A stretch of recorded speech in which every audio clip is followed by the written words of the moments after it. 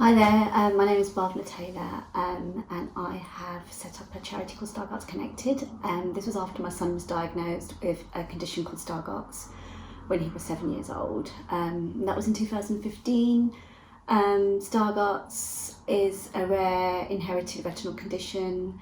It affects the macula, which is central vision. It's progressive, so it will get worse over time. With his diagnosis, obviously I had no idea he was going to be diagnosed with Stargardt's. I'd taken him to the opticians thinking he needed glasses.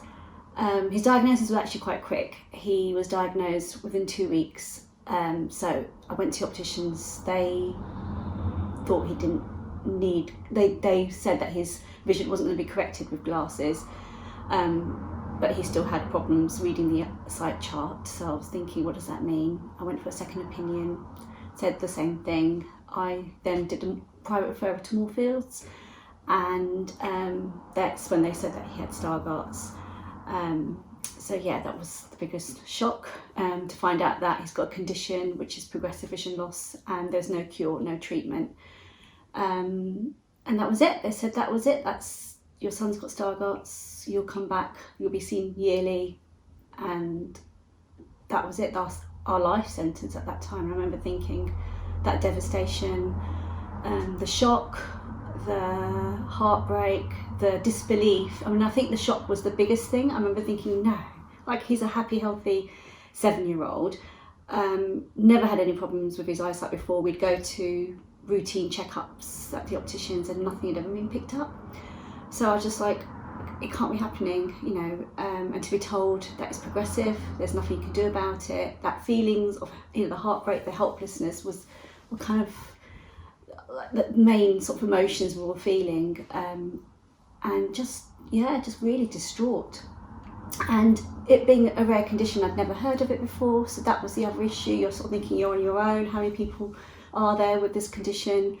And you just sort of, I remember thinking, what is his life going to be like? Thinking that, I'd met, I'm a teacher, so I taught loads of children with different conditions, but I'd never taught a child with visual impairment before. So I was thinking, how's he going to be educated in school? How's he going to, how's he going to, make friends, continue to make friends if he can't see his friends? How's he going to live his life? It was all those sort of questions that came up.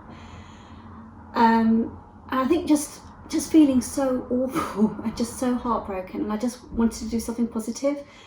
And I think the one thing I wanted to do at that time, one of the first things I wanted to do was meet other people with Stargardt's, to the point that I even asked at his appointment, can I want to meet others with his condition. And that's probably the motivation, one of my main motivations for the charity that I've set up, to sort of meet others, because I knew that actually for him and for myself, there was comfort in meeting other people who are going through the same thing. So that support network, that is one of my motivations for setting up the charity. And it's one of the things that's really been helpful. So we've had, we've done in the past when we could do face-to-face meetups, we've done like picnics in the park. We've even organised like cooking sessions and art sessions and just sort of little meetups, really kind of informal ones, and just meeting other people who are going through the same thing is so invaluable. We've now been doing lots of Zooms, which has been great because we've now got this kind of international community joining, so that's brilliant. So that's been really, really helpful, and it's also been helpful for my son. I mean, we've been, for him to know that he's not on his own. And the other thing that was really important when Ethan was diagnosed is that I wanted him to meet other children who had sight loss, not necessarily Stargardt's, but I wanted him to be with other children, so he knew that, again, he wasn't on his own. It's that whole sort of feeling of not being isolated and not being the only one. So that was something that I was really keen to do. So I would, I would reach out to other charities and go to their groups. The local authority would hold sort of sight loss events for children, and then we would go to those. And the other thing that was really important, and this is where the events that I organised was nice, because we didn't just have children, we had adults.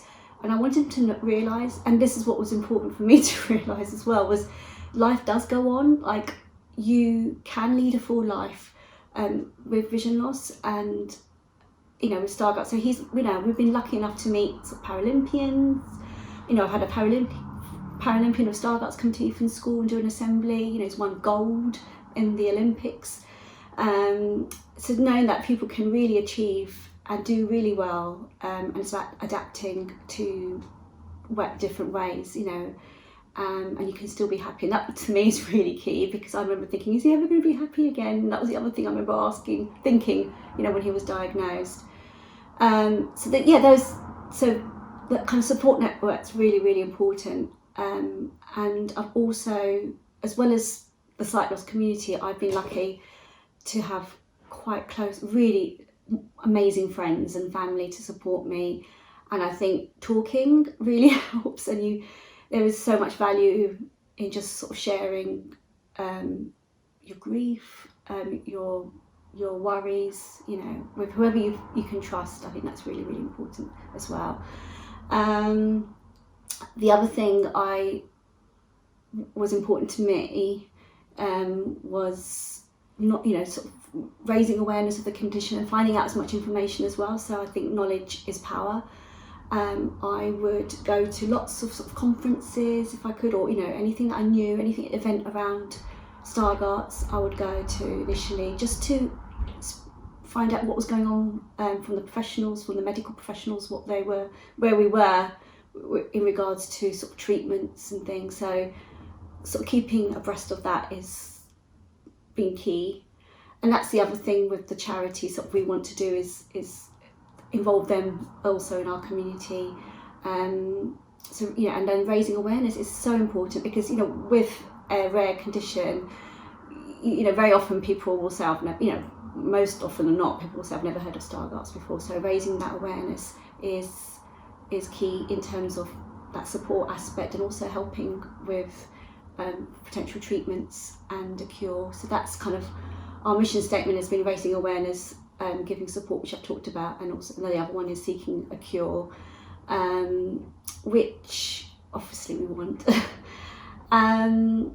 So yeah, I think helping others has helped me, and I get so much pleasure when people reach out to me and speak to me, and I'm saying, I want to be there for them, because I don't want anyone to go through what I went through, that loneliness feeling. I don't, ideally the pathway would be, people get diagnosed, they know straight away what Stargardt's is, and there's a really clear pathway on how they can get that support and all the other things that are going to help them along the way.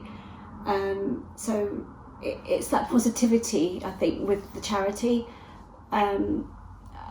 Doing something positive out of something really negative has been kind of my main sort of motivation for setting up the charity. So and helping others is just, it's nice to do that, because the other feeling you have is helplessness.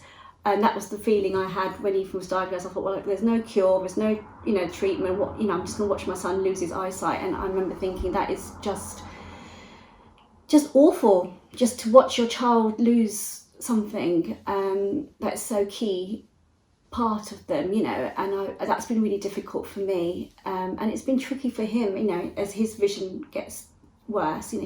There's times he said, I don't want to stop seeing you, and that's been really hard. And I think the thing that's I've had to remember is that it doesn't define who he is. He's